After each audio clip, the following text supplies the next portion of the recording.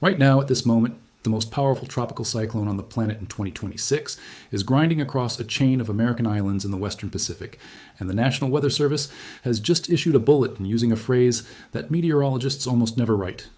Devastating damage is possible. Not likely, not probable, possible. Which, in the clinical language of storm science, means the instruments have looked at what is coming, compared it to everything in the historical record, and decided that the only honest word left is devastating. The eye of Super Typhoon Sinlaku is 265 miles southeast of Saipan right now, moving northwest at 9 miles per hour, carrying sustained winds of 180 miles per hour and gusts approaching 220 miles per hour. Think about that for 1 second. A commercial aircraft takes off at roughly 165 miles per hour. Sinlaku's sustained winds are faster than a plane leaving the ground, and they have been at that speed for hours. But that is not even the real story. The real story is not the wind speed. The real story is not the track, not the landfall time, not even the catastrophic storm surge that is about to push 5 to 8 feet of ocean water across the normally dry ground of Saipan and Tinian. The real story is what this storm's existence reveals about the ocean beneath it, the atmosphere above it, the planetary system that allowed it to happen in April, when typhoons of this magnitude almost never form. The real story is that the Western Pacific is running a fever right now that no one has ever measured before at this time of year, and that fever is the engine of this monster. And the real story, the one that should make you sit very still and keep watching, is that 45,000 American citizens, people who go to school, who run shops, who fish off the same reefs their grandparents fished, are directly in Sinlaku's path tonight, and the window to get out of the way closed hours ago. Let's start with what the data actually shows, because the numbers here are not routine. They are historically significant in a way that stops atmospheric scientists mid-sentence. The Joint Typhoon Warning Center, the United States Navy's storm analysis unit based in Pearl Harbor, Hawaii, classified Sinlaku as a Category 5 super typhoon at 11 a.m. Eastern Time on Sunday, April 12, 2026, and then just 6 hours later upgraded its peak intensity again to 185 miles per hour, or 300 kilometers per hour. That makes Sinlaku the third strongest tropical cyclone ever recorded in the months of January through April in the entire history of Pacific record keeping. Third strongest in the coldest months of the typhoon calendar. Only Super Typhoon Surigay in April 2021 with 195 mile per hour winds, and Super Typhoon Hester on New Year's Day 1953 have been stronger this early in a year. That is how short the list is. 2 storms in 73 years of records. And now Sinlaku. The central pressure is 896 millibars. That number needs translation. Standard sea level pressure is 1013 millibars. What that means is that Sinlaku has created a partial vacuum at its core so extreme that the difference in air pressure between the inside of the eye and the surrounding atmosphere is like standing at the bottom of a canyon while a cliff rises beside you. That pressure gradient is the whip that cracks the wind. The lower the pressure, the faster the wind must rush in to fill it, and at 896 millibars, Sinlaku is running that pressure differential like a machine that has been pushed to the edge of what physics permits. Dr. Jeff Masters, one of the most respected meteorologists in the world, noted publicly that Sinlaku reached very close to its maximum potential intensity, the theoretical ceiling imposed by ocean temperature and atmospheric conditions, which is rare. Most storms fade before they reach their physical limit. Sinlaku did not fade. It pushed all the way to the wall. And here is where the story becomes genuinely alarming. The reason Sinlaku could do this, the reason it was permitted by the ocean to reach this intensity in April, is the sea surface temperature directly beneath the storm. The western Pacific along Sinlaku's track was registering 28 to 29 degrees Celsius, 82 to 84 degrees Fahrenheit, water that is normally reserved for the height of summer typhoon season in July or August, not April. April in this ocean is supposed to be cooler, supposed to act as a natural brake on storm intensification. That brake failed, and it did not just fail at the surface. The warm water extended to great depth, with an ocean heat content of 125 to 150 kilojoules per square centimeter beneath the storm's path. A shallow warm layer can be churned away by a storm's own winds. Cold water from below rises up and starves the system of energy. But when the warmth goes deep, when it is stacked hundreds of meters down, the storm feeds and never runs out of fuel. Sinlaku ran through an ocean that was warm all the way down. It intensified by 75 miles per hour in a single 24-hour period. 75 miles per hour in one day.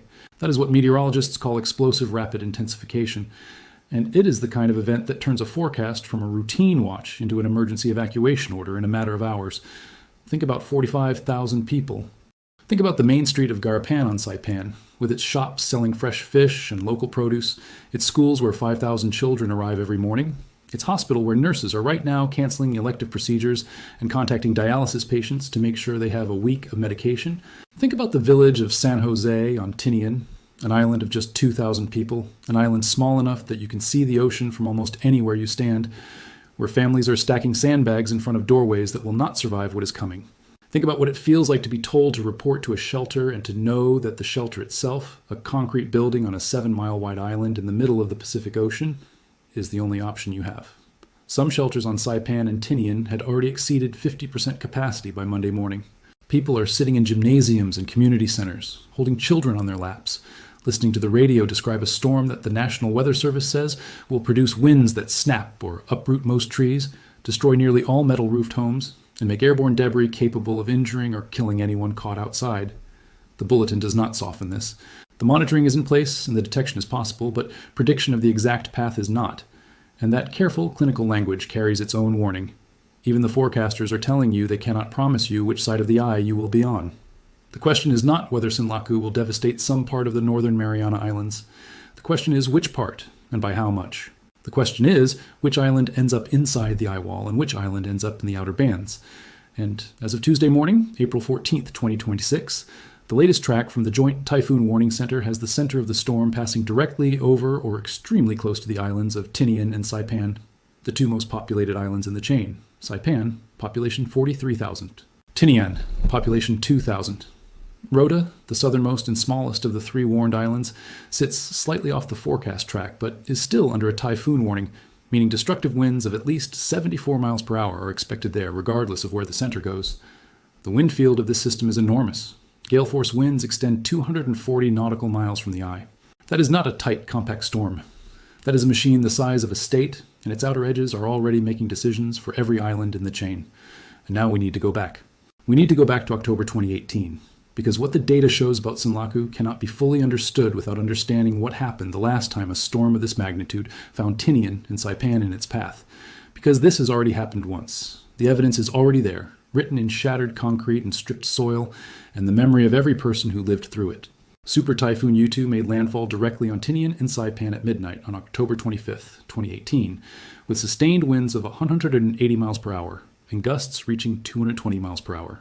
The central pressure was 904 millibars. Until Sinlaku, Yutu was the strongest typhoon ever recorded to strike the Mariana Islands and the most powerful storm to hit any American territory since the Labor Day hurricane destroyed the Florida Keys in 1935. The JTWC storm number, the coordinates, the precise measurements, this is not speculation. This is documented geology. This is documented history. And the record it left behind is still visible. Yutu destroyed or severely damaged more than 5,000 homes on Saipan and Tinian. It toppled 962 power poles. It left the entire island of Saipan without electricity and water. The mayor of Tinian, Joey Patrick San Nicolas, posted a video from his office, water dripping through the ceiling behind us, and said, "Our critical infrastructure has been compromised. We currently have no power and water. Our ports are inaccessible." The congressional delegate for the Northern Mariana Islands, Gregorio Kilili Camacho Sablan, told the Associated Press, "There's a lot of damage and destruction. It's like a small war just passed through." 2 months after Yutu, 80% of Tinian still had no electricity. Families were sleeping in tents. FEMA was offering plane tickets off the islands. And the final death toll from Yutu, remarkably because of preparation and shelter, was 2. 2 deaths, 133 injuries, over $800 million in damage, power out for months.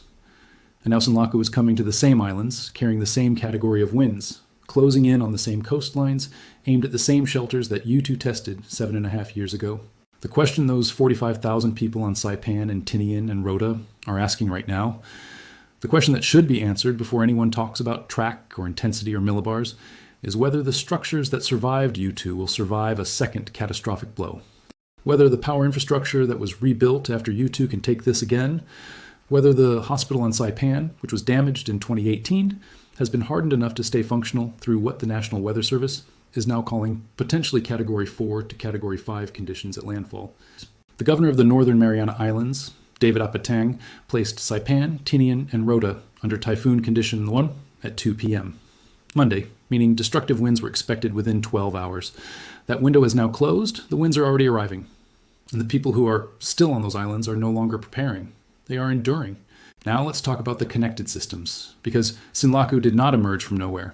It is not an isolated event in an isolated ocean. It is a symptom of something larger, and the larger thing is genuinely alarming. Sinlaku formed as part of a twin tropical cyclone event.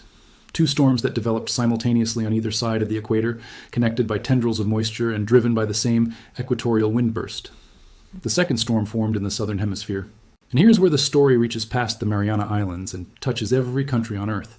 Those twin cyclones and the westerly wind burst that generated them are now predicted by meteorologists at the National Oceanic and Atmospheric Administration to accelerate the development of El Niño in 2026 and 2027. The twin storms are pushing warm water eastward across the Pacific, from the waters near New Guinea toward the coast of South America, loading the ocean with the heat that defines an El Niño event. A super El Niño is now being forecast for 2026 and 2027, the kind that reshapes global rainfall patterns, that drives drought across Australia and Southeast Asia, floods across South America, disrupts the Indian monsoon, pushes up food prices on 6 continents. Sinlaku is not just a typhoon, Sinlaku is a signal. It is a single loud data point in a planetary system that is reorganizing itself, and the reorganization will be felt everywhere, long after Sinlaku has dissipated over cooler water north of the Marianas. And then there is the solar connection. In April 2026, the sun is near the peak of solar cycle 25, which has been more active than most models predicted. Heightened solar activity increases the ultraviolet radiation reaching the upper atmosphere, which alters the stratospheric wind patterns that drive what meteorologists call vertical wind shear, the difference in wind speed at high and low altitudes that can either strangle a tropical storm or let it grow freely. When solar activity suppresses that shear in the western Pacific, it creates windows of exceptional typhoon growth. The wind shear over Sinlaku's development track was measured at just 5 to 10 knots, essentially 0 on the scale of interference. The atmosphere above the storm was calm. The ocean below the storm was warm all the way to its bones. And the sun overhead was providing the energetic environment that allowed both conditions to persist long enough for Sinlaku to reach 185 miles per hour. 3 systems in alignment: ocean, atmosphere, sun. This plant is one single breathing organism, and right now it is exhaling everything it has through a window of warm Pacific water 265 miles southeast of Saipan. There is something else in the data that most coverage is not talking about, and it matters. Sinlaku's name was contributed by the Federated States of Micronesia. It is the name of the goddess of nature and breadfruit on the island of Kosrae. A beautiful detail, but also an ironic one, because Kosrae is itself a low-lying Pacific island deeply vulnerable to the sea level rise and intensifying storms that a warming ocean produces. The goddess of nature is now the name of a storm that demonstrates precisely why the ocean's nature has changed. And the warm water that fed Sinlaku, 28 to 29 degrees Celsius in April, is warmer than the long-term April average for this region by roughly 5 degrees Celsius. That 5 degrees Celsius may sound like a rounding error. It is not. Every tenth of a degree of additional sea surface temperature translates directly into available atmospheric energy for storm intensification. The difference between a storm that stalls at Category 3 and a storm that accelerates to Category 5 can be measured in fractions of a degree of ocean temperature. The ocean handed Sinlaku those fractions, and Sinlaku converted them into 185-mile-per-hour winds aimed at 45,000 people. The storm surge numbers deserve their own moment of stillness. Storm surge is not just flooding. It is the ocean physically relocating itself onto land under the force of a low-pressure system and the wind-driven wall of water that it pushes ahead of it. For Saipan and Tinian, the National Weather Service is forecasting surge heights of 5 to 8 feet above normally dry ground in areas of onshore winds. 5 feet of storm surge. That is the height of most car roofs. That is the height a person could stand in and still struggle to keep their head above the moving water. And storm surge water is not standing water. It arrives as a fast-moving wall carrying debris at speed, and it arrives during the period of maximum winds when no one can safely go outside to escape it. The astronomical tide this week is also running high, which means the baseline that the surge builds on top of is already elevated. The National Weather Service warned explicitly that elevated astronomical tides and pre-existing elevated seas would compound the surge impacts across north, east, and south-facing reefs even before Sinlaku's core arrived. The water does not wait for the eye. The water begins rising when the outer bands start turning, 15 to 25 inches of rainfall. That number represents the expected total precipitation from Sinlaku over the Marianas. 25 inches of rain. That is more than 2 feet of water falling from the sky, most of it in a window of 12 to 18 hours, on islands where the mountainous terrain creates rapid runoff and where soils that have already been saturated by Sinlaku's outer bands will have no capacity left to absorb anything. Flash flooding, rapid runoff. The National Weather Service used the phrase landslides could develop, especially where rain bands stall over mountainous terrain. And remember, the electricity will be out. The roads will be blocked by debris. The phone lines may be down. The port will be inaccessible. Everything that connects these islands to the outside world and to each other will be compromised at precisely the moment when the people living there need it most. On the military side, something unusual is happening that tells you how seriously the United States government is taking this event. Rear Admiral Brett Meadus, commander of Joint Region Marianas, was personally photographed filling sandbags at Naval Base Guam on Saturday, April 11, 2026, 2 days before the storm's expected impact. An admiral filling sandbags. That is the kind of image that communicates in a language beyond weather bulletins. The military installations in the Northern Mariana Islands and on Guam are home to some of the United States' most strategically critical Pacific assets. Andersen Air Force Base on Guam was described as the largest air base in the world during World War II. The whole chain of islands sits at the western edge of American power projection into the Pacific. And every one of those installations is now either directly in the path of Sinlaku or operating under emergency protocols. Military personnel were placed under shelter-in-place orders. The Joint Task Force Micronesia issued a statement saying its forces were synchronized with local and federal partners to deliver rapid, coordinated support when and where it is needed. When, not if. The military planners have already moved from contingency language to certainty language. Here is what Guam went through in 2023 that helps explain what Saipan and Tinian may face in the coming hours. When Typhoon Mawar struck Guam in May 2023 with 140-mile-per-hour winds 40 miles per hour slower than Sinlaku's current sustained speed, it left much of the 212-square-mile island without water. The recovery stretched for more than a year. Repairs to Andersen Air Force Base's passenger terminal were still underway as Sinlaku approached. And Mawar was not even a direct hit at full Category 5 intensity. It was Category 4 at landfall. What the data shows about Sinlaku is a storm that will arrive at close to the same intensity as Yutu in 2018. And the people of Saipan and Tinian have not yet fully recovered from what Yutu did. They rebuilt. They adapted. But in a community of 43,000 people on an island with no neighboring county to drive to, no supply chain that does not pass through an 8-hour flight from Hawaii, rebuilding after a Category 5 typhoon does not mean returning to normal. It means constructing a new normal on top of the ruins of the old one, and hoping that the next storm gives you enough time to finish. It has not given them enough time. 7.5 years, and now Sinlaku. The Saffir-Simpson scale, the hurricane wind scale that runs from Category 1 to Category 5, was designed to communicate destruction potential in terms that governments and emergency managers can act on. Category 5 is defined as catastrophic damage. A well-built framed home can sustain severe damage, with loss of most of the roof structure and some exterior walls. Nearly all metal-roofed buildings will be destroyed. The National Weather Service Bulletin for Saipan and Tinian does not hedge around this definition. It states it directly. Nearly all metal roof homes will be destroyed. Electricity and water will be unavailable for days and perhaps weeks. Most trees will be snapped or uprooted. Fallen trees may cut off residential areas for days to weeks. Airborne debris will cause extensive damage. Persons, pets, and livestock struck by wind-blown debris will be injured or killed. This is the language that the National Weather Service uses when it has looked at the data, compared it to the historical record, and decided that the only responsible thing to do is tell the truth without softening it. Scientists are careful to say that no two storms are identical, that Sinlaku may weaken slightly before the eye wall crosses Saipan and Tinian, that the track could still shift a few miles north or south and change which island faces the worst, but that careful language carries its own warning. Even the best-case scenario within the current forecast cone, slight weakening to a high-end Category 4, track slightly north of Saipan's center, still places sustained 130-mile-per-hour winds across an island chain where 45,000 people are sheltering right now. The worst-case scenario within the cone is the eye wall, the ring of the most violent wind on Earth, passing directly over Garapan, over the hospital, over the schools being used as shelters, over the neighborhoods where people are crouched in their bathrooms with mattresses pulled over their heads waiting. Sinlaku is unusually large. The gale force wind field, winds exceeding 39 miles per hour, extends 248 nautical miles from the center of the storm. That is a radius of more than 276 miles. The whole Mariana chain from Rota to Saipan is roughly 100 miles end to end. Sinlaku's dangerous outer winds will cover the entire inhabited chain simultaneously. There is no part of the Northern Mariana Islands that will not feel this storm. The question is only how close to the center each island sits, and how close to the center determines whether you lose your roof or lose your life.